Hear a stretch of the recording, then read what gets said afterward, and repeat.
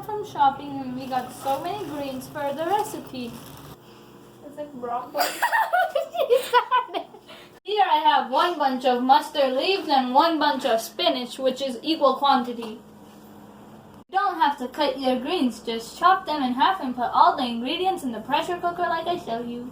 Saag is a very yummy Punjabi recipe, but never make it alone with the mustard leaves. You definitely need spinach to balance out the flavors. I'm ready with the small pieces of onion, ginger, and green chili, and now I'm just cutting the garlic.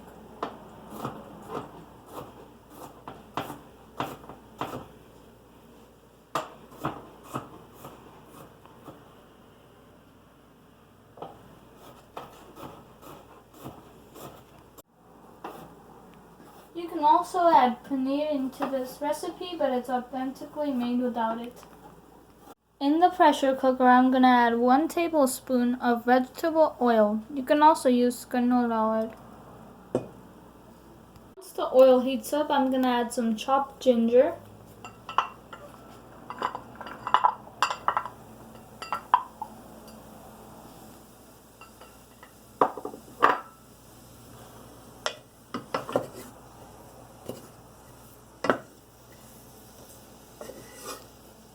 Recipe tastes best with makke ki roti, which is cornbread. I will teach you how to do that in my next video. And you can also eat it with any tortilla or roti you have, and rice works too. Next goes in the ingredients. I'll first put in chopped onion.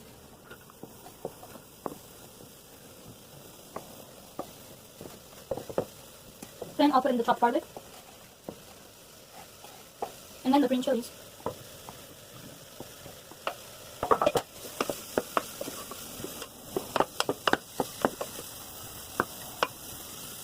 Put in your washed greens.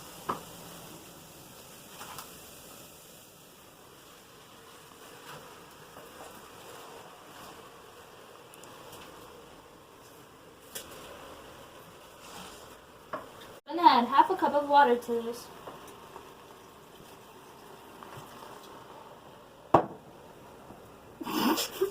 Add 1 tablespoon of salt to have the greens settle down, and then I'll add the rest.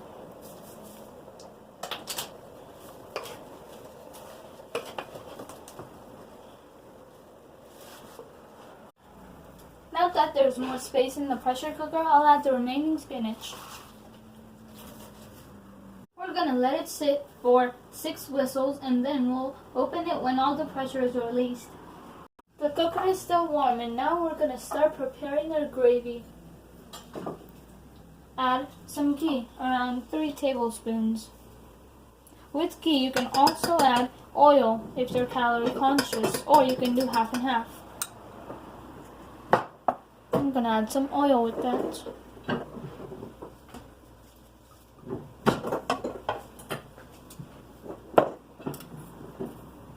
Then add around half a spoon of jeera. Jeera is cumin seeds, and right here next to me we're making makke ki roti, which you guys can learn in my previous video to eat with Sarson da Saag. That's my sister Kavya.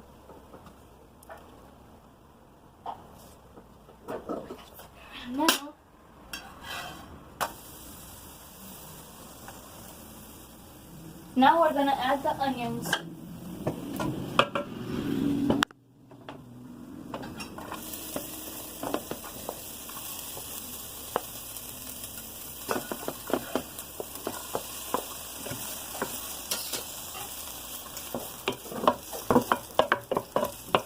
Cook the onions until they are golden brown.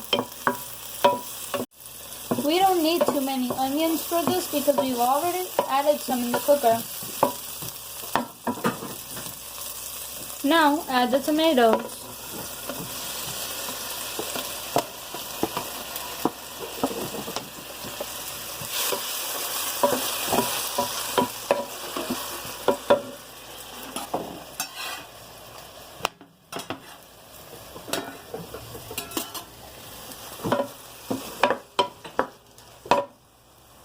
Five minutes of cooking will be enough for these. Add everyone adds tomatoes, but I feel tomatoes make it a very tangy and good recipe and add a really good taste.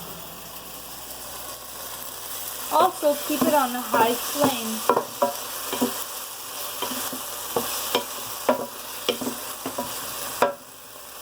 The pressure is now oozed out, and we're going to open the cooker to see how it looks.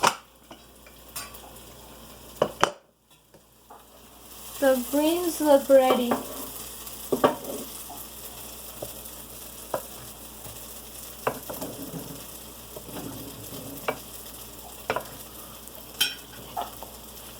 Let it cool down for a while.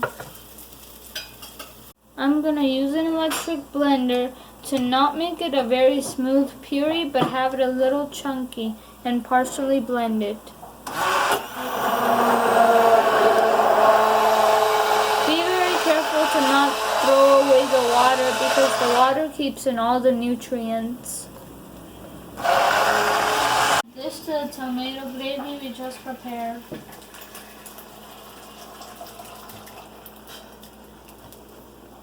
We are not going to add any masalas to keep the authentic taste. This tastes best with the ginger and garlic flavors in it. Texture, it's chunky and not very much of a puree so that it tastes better.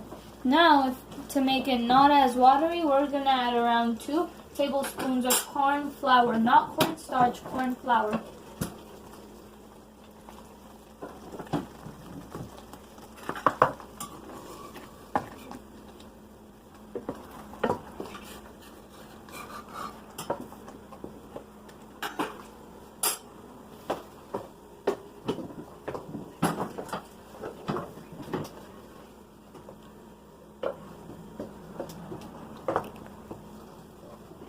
Flip it.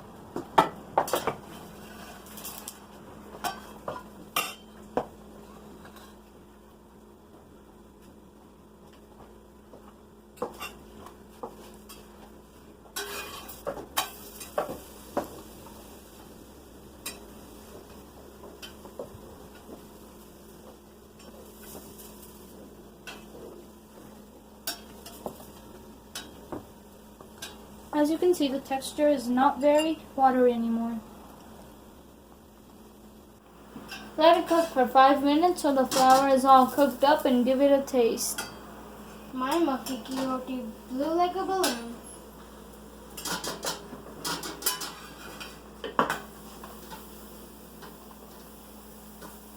It smells so good. Now it's done and I'm going to take it out in my kadai. Once I do that, I'm going to add a full spoon of ghee on top. This step is required. It smells great. See how fun these are? Even I could make it. These are makki ki roti, which you can eat with your saag that my sister just made. So I just garnished it with some green onions because it tastes really good with the recipe. And this was my version of makki ki roti and Sarson da Saag. And it is the easiest version and it tastes awesome. Make sure to try it too.